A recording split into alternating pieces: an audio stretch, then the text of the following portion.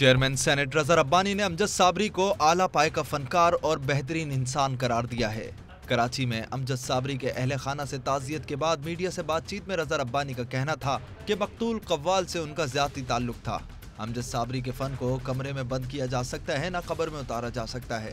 Chairman senate نے امجد صابری کے قاتلوں کی جلد گرفتاری کی توقع ظاہر کرتے ہوئے دہشت گردوں کو پیغام دیا کہ وہ پاکستانی عوام کے طرز زندگی کو تبدیل کرنے میں کبھی کامیاب نہیں ہوں گے۔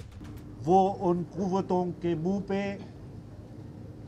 ایک کھلا تماچا ہے کہ پاکستان کے عوام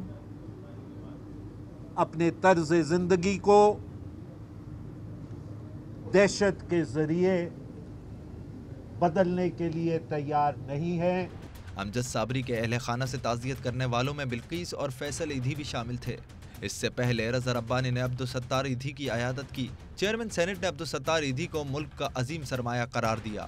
انہوں نے عالمی شہرت یافتہ سماجی کارکن کے ٹکٹ کے اجرا کا معاملہ اٹھانے کا اعلان بھی کیا۔ بہت عرصے سے پوسٹیج سٹیمپ جو ہے وہ ان کا ابھی تک نہیں بن سکا۔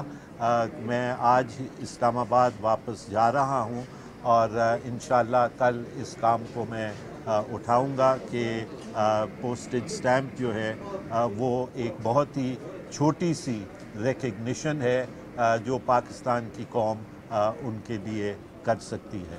رضا ربانی نے عبدالستار کے کل ہونے والے آپریشن کی کامیابی اور ان کی جلد صحت یابی کے لیے دعا کی۔